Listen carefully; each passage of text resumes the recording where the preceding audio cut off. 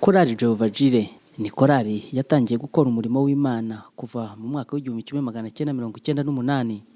Iyi korali yatangiye irimo abaririmbyi bagera kuri 6, ariko kuri ubu ngubu imaze kugira abaririmbyi basaga 100. Iyi korali yatangiye nta kizere cyo kuba korali ifite, kuko yatangijwe n'itsinda ry'abanyamasengesho bari bahuriye hamwe ngo bajye basenga Imana, ariko nyuma baza kwaguka.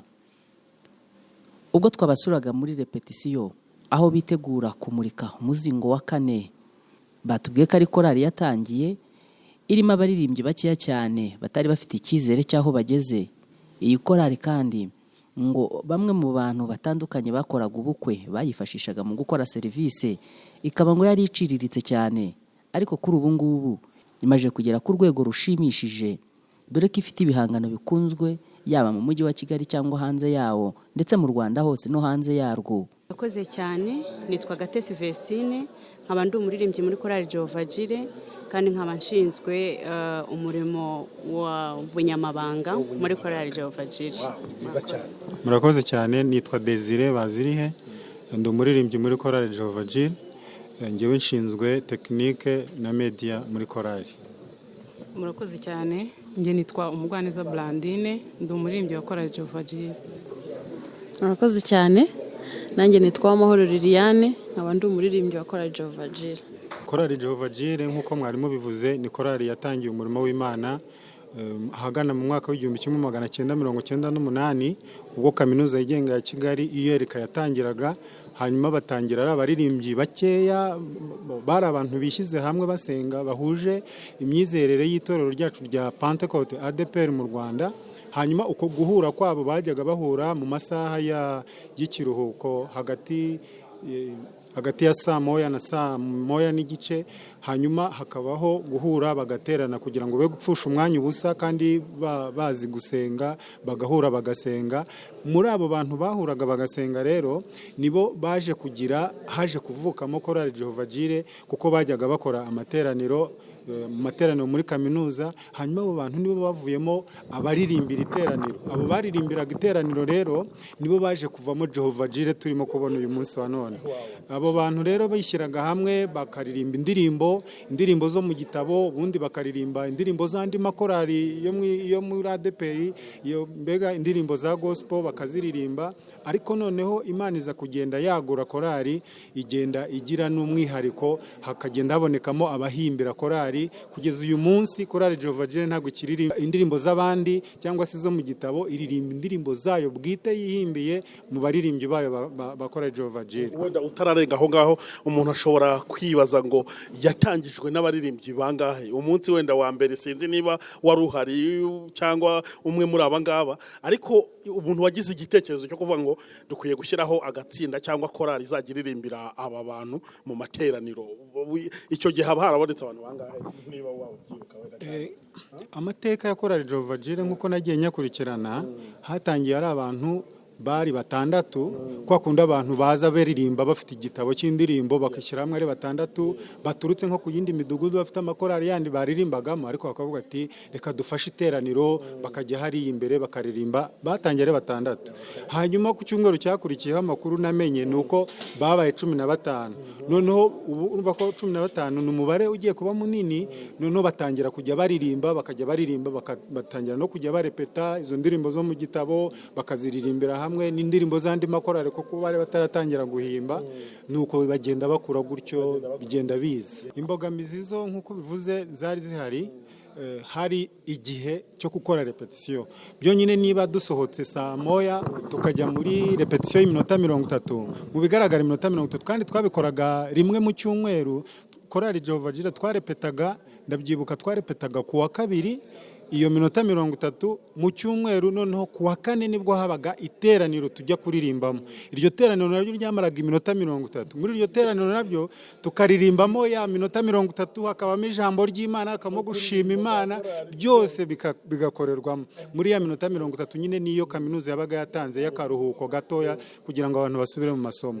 Iyo rero nayo yabaye imbogamizi kugira ngo tubone umwanya wo gukora amarepetisiyo, nabyo byari ikibazo. Ikindi kandi ntabwo twakwirengagiza ko burya abanyeshuri by'ukuri nta n'ubushobozi baba bafite bwo gukora ibikorwa bikomeye bihambaye nk'ibyo tugezeho uyu munsi, ariko Imana yagiye idufasha ikajya ibana natwe ikadushyigikira muri wa mwanya dufite mutoya, Imana ikabana natwe tukagira igihe cyo gusenga, Imana ikadufasha, hanyuma tukajya tugira n'ubwenge. Hari igihe twajyaga dupanga nka repetition tukayikora kuwa gatandatu tutagiye mu masomo, tugatangira nka saa 8 tukidagadura kugeza saa 12. Kuri ubu ngubu bari kwitegura igiterane cy'imbaturamugabo aho bazaba bamurika alubumu yabo ya 4. Iyi alubumu ikaba iriho indirimbo zimwe muri zo muraza kumva, kuko hari izo bagiye baririmba bashaka gusangiza abakunzi b'iyi korali ndetse no gutera amatsiko abandi bantu bose bashaka kugira ngo bazifatanye nayo. Iki giterane kandi kizaba kirimo amakorali atandukanye yo mu itorero rya Pentecote mu Rwanda ADPR. Iki giterane kizaba ku itariki 29 z'umwaka umwaka w'2019. Ni igiterane ngo kizaba kirimo indirimbo hafi ya zose kuva ku ndirimbo ya mbere batangiye basohora kuri alubumu yabo ya mbere, dore ko iyi korali yamenyekanye cyane mu ndirimbo zitandukanye nk'iyo twavuga yitwa Ingoma Yawe ndetse na Gumamo n'izindi nyinshi zitandukanye. Nimwe muri korali yavuze ubutumwa hafi mu gihugu hose. Iyi korali ngo yigize gufata umwanya maze ikora ibarura ry'abantu yaba yarabwirije bakihana ibyaha byabo, ngo isanga imajije kugeza mu bantu bagera mu 1000. Ibi ngibi kuva bibaye hashize ikindi gihe, bivuze ko n'umubare waba wariyongereye wabihanye kuko batigeze barekeraho gukora ivugabutumwa. Urugamba ni Yesu uruyoboye. Turi buze wenda kubigarukaho gatoya tugana ku musozo muri kuvuga nyine kuri icyo gitaramo. Gatesi, wageze muri Korale Jehovah Jireh? Nageze muri Korale Jehovah Jireh mu mwaka w'2007. Ukurikije uko wayisanze nuko ubu uyibona ubu ngubu, hari amasezerano menshi Mana wagezemo wowe batakiri babandi bari hasi bataragera n'izina, wagezemo bamaze kubona izina niko ntekereza, ariko hari ukuntu n'ubundi yari itaratera imbere cyane ugereranije n'ubu ngubu. Niye comparison wadukorera ukurikije uko wayinjiyemo ukareba n'ubu ngubu ubona ari ibiki byahindutse? Murakoze cyane. Hari impinduka nyinshi uhereye mu mwaka w'2007 kugeza uyu munsi wa none, harimo imyaka itari mikeya habonetse impinduka. Nk'uko mugenzi wanjye yabivuze, Korale Jehovah Jireh yatangiye idafite indirimbo zihagije zo kuririmba. Twatangiye turi batoya, turi abanyeshuri tudafite ubushobozi buhagije bwo kugira ikintu tubasha gukora. Bamwe bari bakira abana mu rugo iwabo, abandi nta kazi bafite. Ndabyibuka twari abadamu bake cyane batarenga 4, kuko ngiye nayinjiyemo ndi umudamu. Hanyuma muri abo bantu bari muri korali abenshi bari urubyiruko nka 96%. Hanyuma uyu munsi wa none 96% bari mariye. Urumva hari ikintu gikomeye cyane cyahindutse. Hari impinduka zikomeye kuba abantu bari urubyiruko uyu munsi wa none bakaba bamaze kuba abantu bakuru, ku buryo ubu ngubu bitworohera ko tuba dutekereza ko ejo tuzagira indi Jehovah Jireh idukomokaho. Kuko nkanjye wari urimo mfite umwana w'imyaka nk'itanu cyangwa ingaho, uyu munsi wa none amaze kugira imyaka 10 n'ingahe. Urumva Jehovah Jireh Junior irimo iragenda ikura. Hanyuma izindi mpinduka zagiye ziboneka n'uburyo twaririmbaga mu imiririmbire yacu yari iri hasi cyane. Twakoreshaga sente tugashyiramo diskete kandi tukumva ni ibintu byiza biryoshye, tukumva biratunejeje. Ariko uyu munsi wa none dufite itsinda ry'abacuranzi, dufite ibyuma tubasha gukoresha, tubasha gucuranga live, ntago tukiririmbira kuri diskete. Izo zose ni impinduka zagiye ziba, ni ikintu gikomeye Imana yagiye dukorera. Hanyuma uyu munsi wa none dufite ibintu byinshi mugenzi wacu yagiye avuga tumaze kugeraho. Tumaze kubaka imbuga zitandukanye, Facebook duhuriraho, izo za YouTube channel, dufite Instagram, dufite website tuzaronshinga. Hanyuma kuba tugiye kugera kuri alubumu ya 4 nabyo ni ikintu gikomeye. Rero dufite ibintu byinshi dushimira Imana mu mitima yacu, kuko hari aho twavuye, hari n'ahantu tugeze, kandi no mu bushobozi hari ikintu Imana yagiye ikora ku buzima bwacu.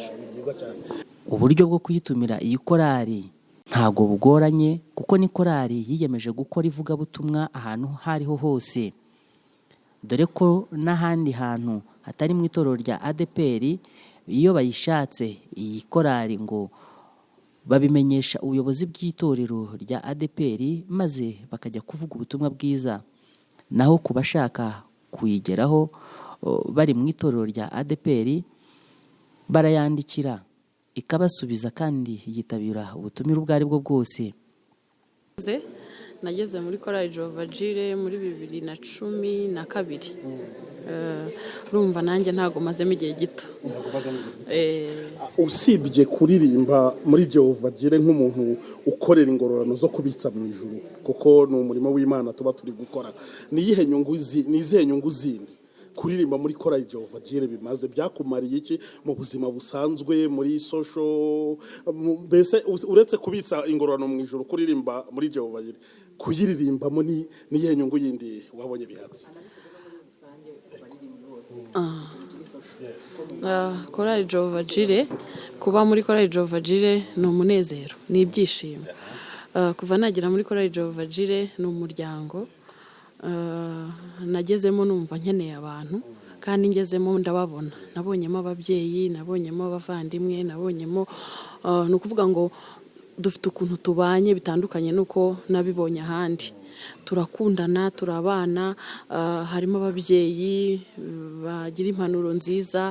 Ufite ku ruhande rwanjye no muri rusange mu baririmbyi dufite ukuntu tubanye n'umwihariko wacu ubona ntigeze mbona ahandi, kuko naciye n'ahandi, ariko harimo ikintu cyitwa urukundo, harimo ikintu cyitwa kubana, harimo ikintu cyitwa guhuza, harimo ikintu cyitwa gufashanya, gutabarana, bya bintu umuntu akenera bya buri munsi. Nageze muri Jehovah mbisangamo. Harimo abantu dukunda gusenga, kubana n'Imana, abantu bagira ijambo ry'Imana, bagira impuguro zazindi dukenera umunsi ku munsi, ku buryo nta kintu ushobora kuburira muri Jehovah. Biri mu bintu rero byatumye ngira kumva nyirimo, numva biranejeje, numva bifashije umutima wanjye, nayo mpamvu uyu munsi wa none ntiyikomeyeho. Iyo uri kuririmba ukunda, cyangwa no mu buzima busanzwe ukunda kugaragara cyane utari umuntu ugaragaza umubabaro, guhora wishimye, ufite murare, umuntu akubajije ngo inkomoko y'ibyishimo byawe uyikomora hehe, wamusubiza ngo njyewe inkomoko y'ibyishimo byanjye na data ajya kunyita yanyise uw'amahoro. Njyewe ndi uw'amahoro mu buzima bwanjye bwa buri munsi. Hanyuma iryo zina ry'uw'amahoro bigahuza nuko Yesu yinjiye mu buzima bwanjye, akagira ibintu ahindura, akankiza bya bindi twagiye tunyuramo by'amateka yagiye adukomeretsa, ibintu byinshi. Kristo ntabwo ababarira ibyaha gusa, yadukijije n'inguma z'umutima. Kuba mpora nishimye, kuba mpora nezerewe, ni amahoro y'umutima data yangenuriyeho, anyita uw'amahoro. Arangije ngeze no muri Kristo mbona amahoro yuzuye, mbona ibyishimo byuzuye. Bya byishimo mubona nabikomoye muri. Iyi ni Korale Jehovah turimo tugenda tuganira. Reka tujye no kwa mugenzi wacu. Umaze igihe kingana iki muri Korale Jehovah? Njyewe nageze muri Korale Jehovah muri 2009.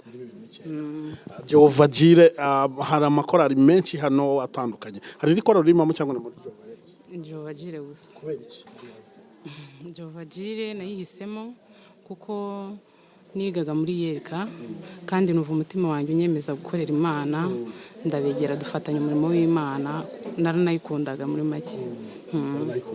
Nihe ndirimbo ya Korale Jehovah igufasha cyane kurusha izindi? Zose ni nziza birumvikana, ariko hari iyo igukora ku marangamutima ukavuga uti iyo bayiririmbye numva nsubijwemo intege kurusha, cyangwa ati nuzura umwuka wera mu expectation zanjye zikaba nyinshi? Ni igihe yabari? Murakoze cyane. Jehovah mbere yuko wenda navuga indirimbo ifasha, nuko mbere indirimbo zacu mbere yuko tuziha abo tuziririmbira zirabanza zikadufasha inyinshi muri rusange. Ubu rero ndi gufashwa cyane n'indirimbo ivuga ngo urugamba ni Yesu uruyoboye. Bose mwaba mufite ni mu ruharire Yesu, kuko niwe komando warwo, niwe uruyoboye, kandi byanze bikunze ntajya atsindwa, nkuko yagiye abera abandi ajya imbere y'abandi bakabasha gutsinda. Nawe urwawe niwe uruyoboye kandi azatsinda. Reka tugaruke rero hano noneho sasa rero igitaramo cyo kumurika ya alubumu ya 4 urugamba ni Yesu uruyoboye kizaba ryari, kizaba kirimo bande, kizabera hehe, nabyo urabidusangiza? Igitaramo cyo kumurika ina alubumu ya 4 urugamba ni Yesu uruyoboye tuzagikora ku itariki 29 z'ukwezi kwa 12 2019. Kizabera kuri stade ya Iyerika ku Gisozi, ni uguhera saa 8. Abantu rero b'inshuti zacu tuzafatanya ni korali Silowamu ya Kumukenke, abantu barayizi, ni korali nayo ifite amavuta y'Umwuka Wera, ni korali ikora umurimo w'Imana, ifite indirimbo zikora ku mitima y'abantu. Iyo niyo korali tuzafatanya. Hanyuma tuzakorana na worship team ya Ntora, ADPR Ntora muri English service, nibo tuzakorana uwo munsi. Dufite n'umuvugabutumwa wo munsi ariwe Reverend Pastor Rudasingwa, niwe Jean Claude, niwe uzadufasha ku ijambo ry'Imana. Ni muri stade ya Iyerika guhera saa 8 kuri 29 z'ukwa 12. Jehovah Jire ya Iyerika izakora igitaramo gikomeye nyine ku itariki 29 guhera ku isaha saa 8 muri stade ya Iyerika. Kwinjira kandi noneho n'ubuntu cyangwa no kugura CD cyangwa hari izindi kondisiyo? Kwinjira n'ubuntu, abantu bose turabatumiye, turabararitse. Kwinjira n'ubuntu, bazaze dufatikanye guhimbaza Imana, dutaramira Imana, dupfundure nako gaseke, twese twinjoyinge, turyoherwe. Ibijyanye na CD cyangwa n'indirimbo biteguye gute kuzibona? Bizaba bisaba iki? Bizaba bigenda gute? Ku bijyanye n'abantu bazifuza CD, izo ndirimbo zacu zizaba zihari. Twaraziteguye guhera kuri album ya mbere. Hari umuntu ukubwira ati nyine album ya mbere, ukajya kuyishaka wenda ugasanga zarashize, ariko kuri uwo munsi guhera kuri album ya mbere kugeza kuyo tuzaba twaronshinze uwo munsi, zose zizaba zihari, amajwi n'amashusho. Ni ukuvuga ngo umuntu wese nk'umubavu TV Gospel twabashishikariza kugira ngo muzitabire iki gitaramo, dore ko ari igitaramo muzabasha kumva zimwe mu ndirimbo nshyashya bafite kuri ubu ngubu batari bashyira ahagaragara. Ni igiterane bazaririmbamo indirimbo zitandukanye, yaba iziri kuri alubumu yabo nshya ya 4 ndetse n'iziri ku zindi alubumu mwagiye mukunda zitandukanye. Mbajije ikibazo cyiza numva nishimiye. Umukobwa wumva afite icyifuzo cyo kuba yashaka akagira urugo rwiza, icya mbere namubwira ngo yubahe Imana. Kubaha Imana ni ibintu birebire, ni ibintu bigari, ariko Imana ni umubyeyi, niko nayibonye, niko nyivuga ko ariko nayibonye. Ni umubyeyi ugishwa inama akayijya, ni umubyeyi uyobora umuntu, kandi ni umubyeyi udacutsa, arakuyobora akakugeza ahantu hakwiriye. Ndabivuga kubera yuko nabibonye. Namugira inama yo kubaha Imana, namugira inama yo gukunda gusenga, namugira inama yo kutita cyane ku by'isi abantu bitaho. Hari ukuntu abakobwa iyo batarashaka baba bafite expectations zitandukanye, cyangwa se bafite ibyifuzo, amarangamutima atandukanye ku bijyanye n'urushako, akumva yuko azayarangiriza ku mugabo cyangwa se azayabonera ku mugabo. Umugabo mukuru ushobora kurangiza ibyifuzo by'umukobwa ni Kristo. Iyo agushakiye umugabo mwiza urahirwa kandi ukanezerwa. Hanyuma ikindi kintu nababwira, hano hanze hari ibintu byinshi biri gushukana, amafaranga, ibintu, imvugo nziza n'ibindi bintu. Nabasaba gusenga, bakagira meditation mu mitima yabo, bagasaba Imana ikabashyira ku mutima kunyurwa mu buzima, kuko iyo agiye gushaka afite ikindi kintu areba, ako kanya abashakanye nacyo ntabwo abashakanye n'uwo muntu. Nibasaba Imana ibaha urukundo ruzima, ibaha urukundo rushobora kuzahitamo uwo bazabana nta kibazo, babakunde batashingiye ku kindi kintu icyo ari cyo cyose, ahubwo barasenze Imana banizeye yuko aba bantu bagiye gushakana nabo bubaha Imana, kugira ngo bazabe umuryango wubashye Imana, bazabyara urubyaro rwubaha Imana. Bakobwa ni mwebwe mubwirwa, abashaka gushaka neza mwumve impanuro z'uyu mubyeyi. Reka mpindukire ahangaha. Kera habayeho muri Bibiliya turabisoma cyane, habayeho umubyeyi witwaga Hana yakoze ubukwe, yarashaka nk'abandi, ariko akaba yarafite mukeba we. Hana atinda kubona urubyaro. Hana yahuye n'intambara zikomeye, mukeba we yazaga kumusonga abubwira ati wowe ntacyo umaze. Urumva byari byinshi, bavuze byinshi, havugwa ibintu byinshi cyane, ariko Hana ntibimubuze ku gishiro. Uko umwaka washiraga akajya gushima Imana, ndetse n'umutambyi agera hamusonga avuga ati urinde wowe. Hana aravuga ati ninjye wa mugore wahoraga ni mu rusengero, mfite agahinda mbabaye cyane, nkubwira ko nkeneye umwana, none ubu naramubonye icyo gihe yari yarasubijwe.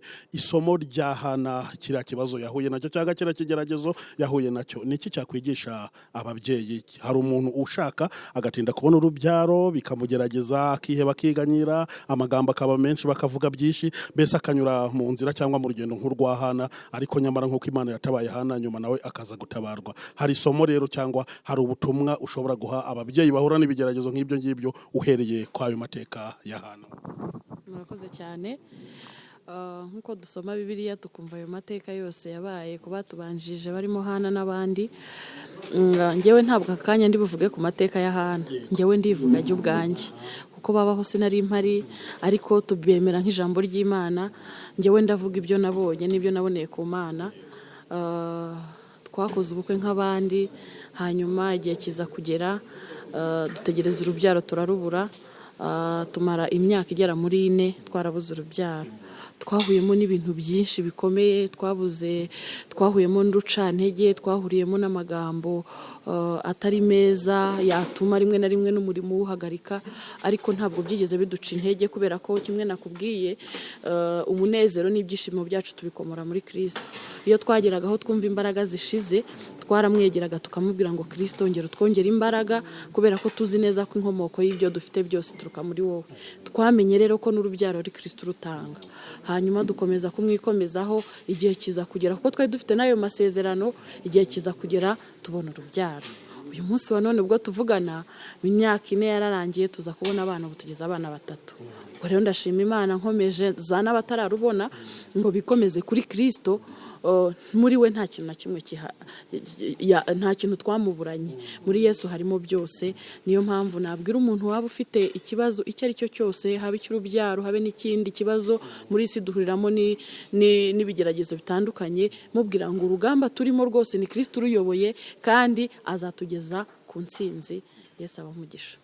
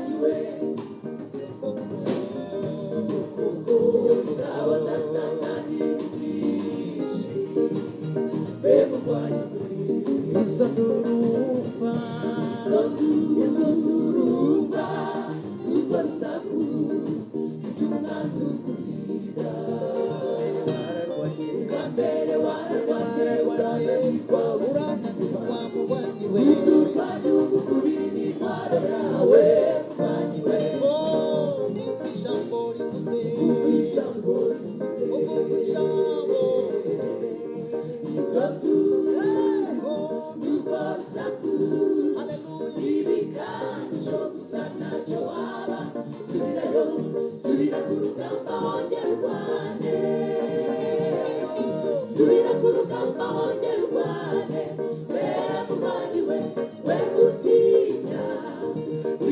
ubwoba urugamba ni Yesu ruyoboye tuzane